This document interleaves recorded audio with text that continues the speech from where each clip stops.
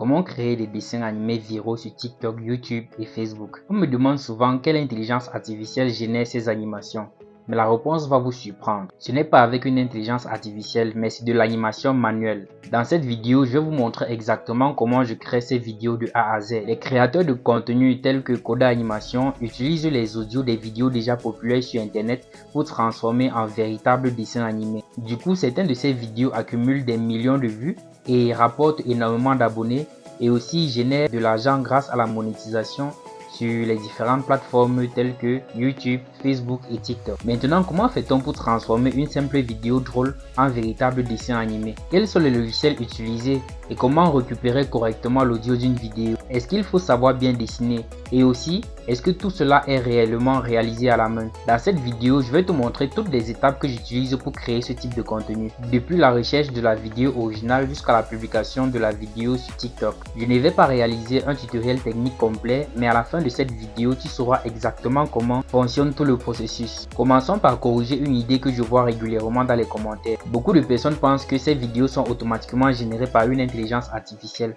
mais ce n'est pas le cas. Pour les vidéos que je réalise, je dois créer ou préparer les personnages, dessiner les différentes expressions, placer les décors, synchroniser la bouche avec le son et animer les mouvements dans Adobe Animate. L'intelligence artificielle peut éventuellement aider à chercher les idées ou à réaliser certaines tâches secondaires, mais elle ne fait pas tout le travail à ma place. Chaque personnage, chaque réaction, chaque mouvement de tête, chaque changement d'expression et chaque position de bouche doit être préparé et placé au bon moment. C'est justement pour ça qu'une animation de quelques secondes peut demander plusieurs heures de travail. La première étape est de chercher un contenu drôle qui possède déjà un grand potentiel. Personnellement, je parcours TikTok et d'autres réseaux sociaux pour chercher du contenu humoristique qui ont déjà obtenu beaucoup de vues, de commentaires et de partages. Je m'intéresse surtout aux vidéos qui contiennent une discussion facile à comprendre, des personnages avec des réactions fortes et surtout un audio que l'on peut facilement transformer en une scène animée. Le nombre de vues est un facteur intéressant, mais ce n'est pas le seul élément à prendre en compte.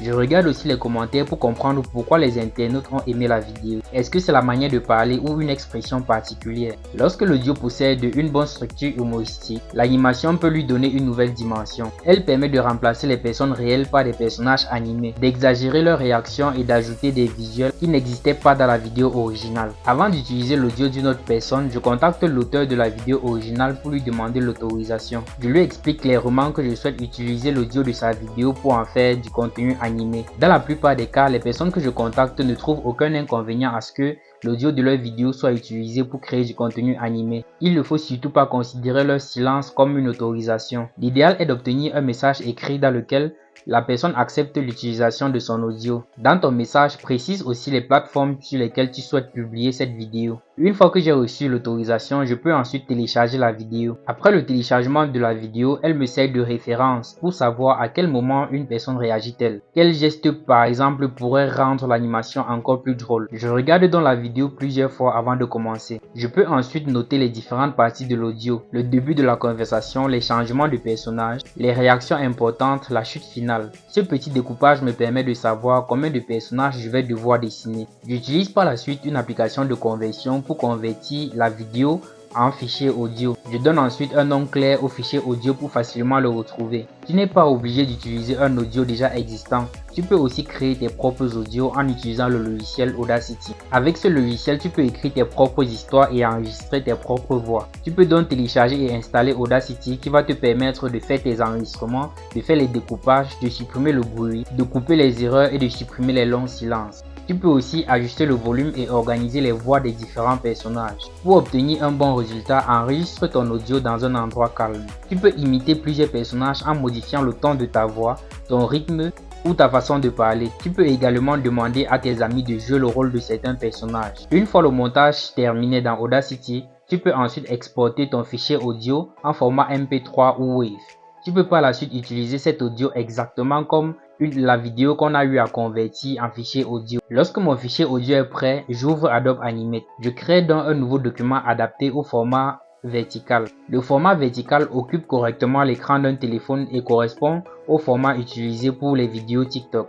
Ensuite, je crée un calque réservé à l'audio. Dans Adobe Animate, il est possible d'importer un fichier MP3 ou WAV dans la bibliothèque ou directement sur la timeline. L'audio devient alors la base de toute mon animation. Grâce à la forme de l'onde sonore, je peux repérer les moments où les personnages parlent. Je règle généralement la synchronisation de l'audio en continu. Ce réglage facilite l'utilisation de l'audio dans la timeline et permet de mieux placer les mouvements au bon moment. Adobe Animate recommande également ce réglage pour la synchronisation labiale automatique. Maintenant que l'audio est bien placé, il faut maintenant dessiner les personnages qui entrent en scène. Par la suite, il faut préparer leur apparence, le visage, les vêtements, la coiffure, les yeux, les bras, les différentes expressions et les mouvements de bouche. Je peux créer un nouveau personnage ou réutiliser un personnage existant en modifiant tout simplement son apparence. Cela permet de travailler plus rapidement tout en conservant un style reconnaissable. Je prépare ensuite le décor en fonction de la situation. Si la scène se déroule dans une maison, je peux préparer une chambre ou un salon. S'il s'agit d'une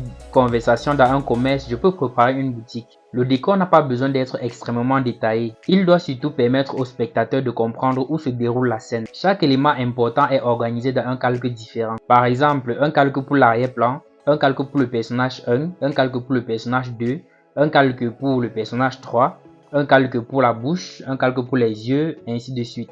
Les calques permettent d'organiser correctement les éléments d'un document Adobe Animate. L'une des parties les plus importantes est la synchronisation de la bouche avec les dialogues. C'est ce qu'on appelle le lip sync. Pour cela, je prépare plusieurs formes de bouche, avec une bouche particulière pour les réactions exagérées. Ensuite, j'écoute l'audio progressivement en changeant les positions de bouche en fonction des paroles. Le spectateur n'a pas forcément besoin de voir une correspondance parfaite avec les paroles, mais les fermetures, les ouvertures et le rythme de la bouche doivent suivre correctement la voix. Adobe Animate possède aussi une fonction de synchronisation labiale automatique, mais le résultat doit souvent être contrôlé et corrigé manuellement pour correspondre au style recherché. Une animation ne devient pas drôle uniquement parce que la bouche bouge. Les réactions visuelles sont extrêmement importantes. Je peux par exemple ajouter un changement de regard, un mouvement de tête, une main qui bouge, les yeux qui s'ouvrent brusquement, une expression de colère, un silence accompagné d'un regard gêné. Il n'est pas nécessaire de faire marcher un personnage dans toutes les scènes. Les personnages relativement statiques peuvent fonctionner lorsque les expressions, les dialogues et le rythme sont efficaces. L'objectif est de concentrer le travail sur les moments les plus importants.